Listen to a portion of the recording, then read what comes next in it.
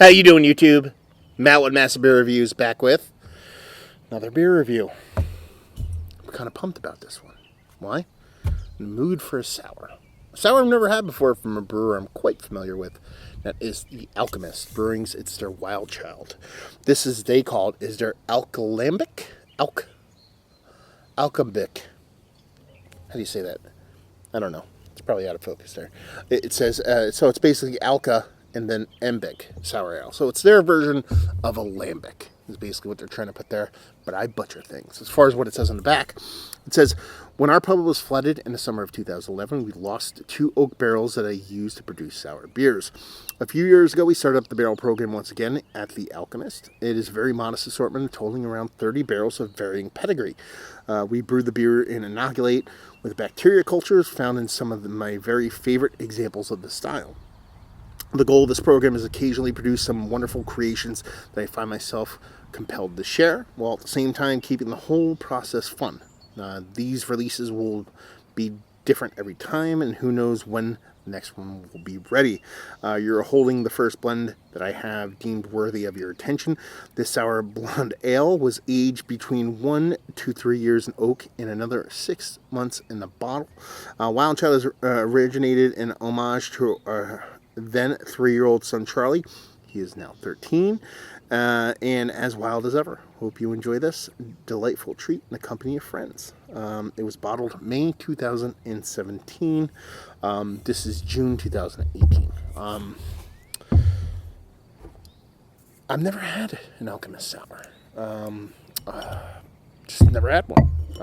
But I'm lucky enough actually for the podcast that I talk about in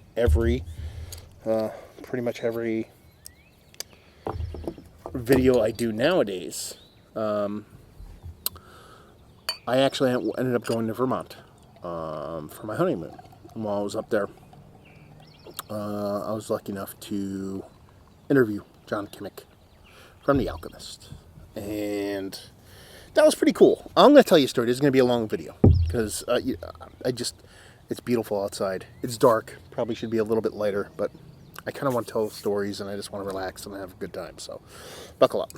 So first things first, what does that look like? Looks almost like wine. It's got wine vibes to it, nice carbonation. Almost like if you would imagine a champagne, but quite a bit darker. Not much head on her. But I went up there and interviewed John Kimmick for my podcast. You can go check it out, Beer Massive, on your favorite podcasting app, whatever. It was one of my favorite podcast interviews that I've ever done. It's one of my favorite conversations I've had with a brewer, just because it was a conversation. It wasn't me asking questions. Even though there were questions asked, it was organic. But the story is this, is that I used to do my radio show, and right before I stopped doing it, I used to do a radio show about beer, and we've interviewed a ton of different people on the radio show. But I stopped doing it in late 2016. I stopped doing it because it just sucked. Not the show, but it was a live radio show, so I had to be at the same place every day, every Sunday, every single Sunday, and it was just too much. So I stopped doing it, and right before I stopped doing it, I actually asked if John wanted to come on. See if we can get a nose on her.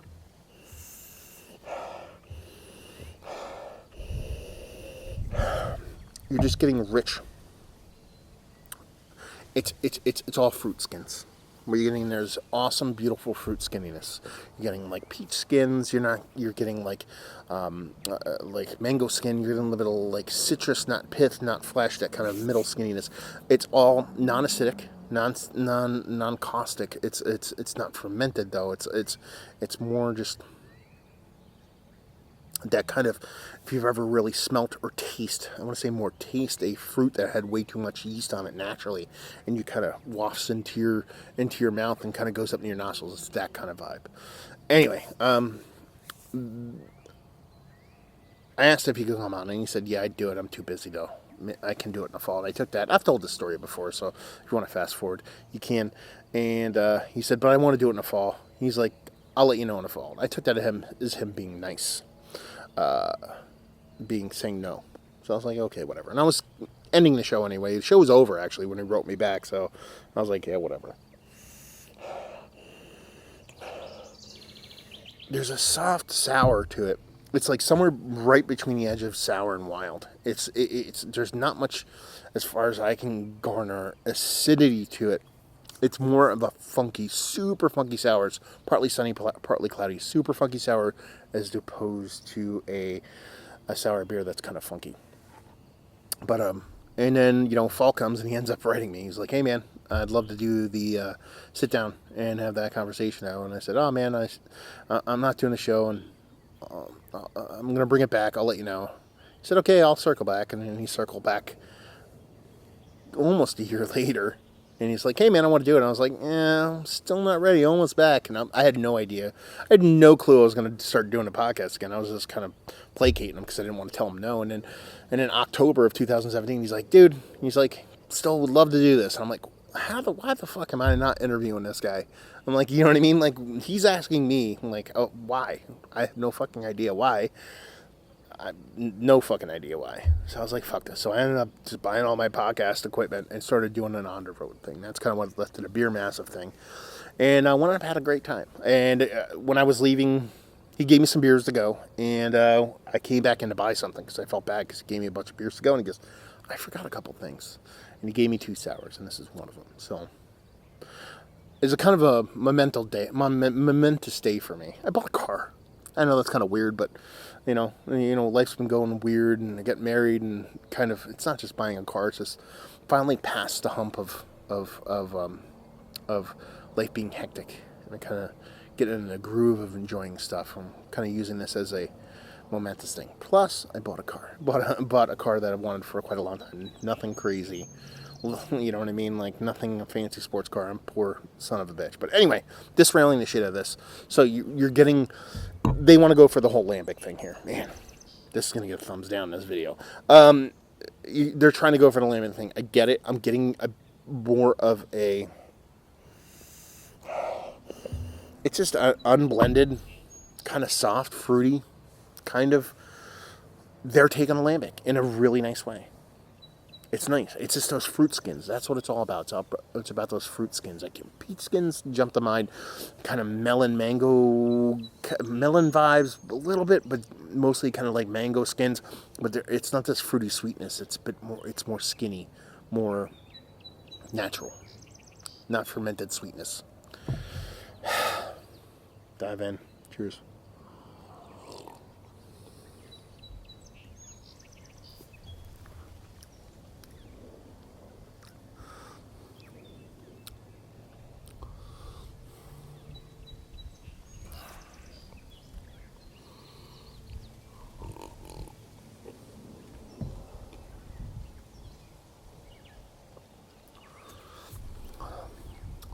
That's nice. That's nice. Exactly what I wanted. It's kind of skirting a little bit towards like Flandersy kind of area to me, as opposed to like a lambic. I assume they're going for the lambic thing down here, doing a whole alcolambic sour ale. It's getting a little bit more in that kind of like Flanders, maybe even like Oud Bruni than lambic. It's not as fruity. It's not as... What's the word I'm looking for? It has a bit more kind of acidity to it than I thought there would be based off of the nose.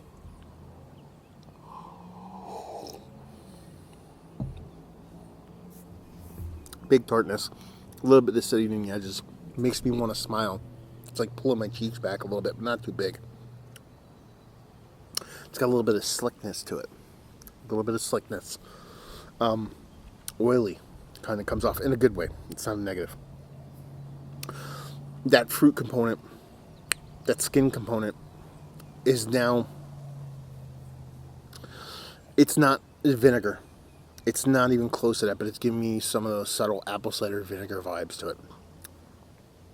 Very gentle, but I'm super, super sensitive to that.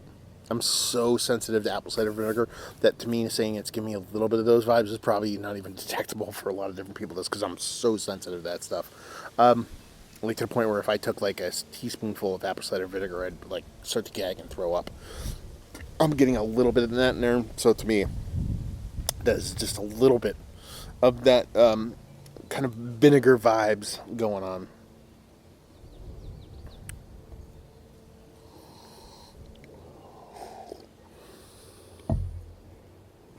All that being said, there's a soft caramel kind of just floating around the whole bits and pieces of the beer, to where you get this like soft, rich, watered down caramel that adds just enough sweetness to bounce off any of that kind of acidity, any of that tartness, to kind of let you just be like, okay, that's kind of where it's giving me that kind of oud bruning kind of vibe, to where it's giving me that kind of, okay, you're drinking something sour, you're drinking something that's probably more times than not heartburn inducing for you, but yeah, it's not going to take me there. It's going to be a little bit easier, a little bit more gentle on me than typical. It's a nice beer. It's a fine beer. I like it. I dig it. I think it's deserving of this view, but it's also deserving of food. It's a food beer for me. This is a dinner beer. This is not a chugger, a drinker. It is more something to be shared by friends, which I'm going to do after this review. And share it with a bunch of different people, or chomp it at the bit to actually taste it. But yeah, it's tasty. It's nice. It's not otherworldly. It's not the best American-born lambic I've ever had, but in the environment that I'm in right now, and the mindset I'm in, and what I wanted from a beer, it's about doing me just about perfect. That's a good thing. It's a lot of thing with beer, man. A lot of people, there's good, there's bad. And there's so many in-betweens when it comes to beer. But sometimes there's beers for moments and beers for experiences. And the beer sometimes makes the moment, but sometimes the moment makes the beer. A little bit of that in this case. Both ways. But enough to make you smile in a way that's different than just enjoying a beer viscerally. Yeah. I'm getting deep. Getting all those thumbs down this time. I like the thumbs down, though. It kind of makes me happy. So anyway, back on track. Like I said, softness, not much as far as carbonation. It's just softness, but also a little bit of slick oiliness to it. It's all about the skins. It's all about fruit skins on here. Peach skins, just going peach all skin. Peach skin, pear skin, prune skin. It's all those kind of skins are coming to the front here.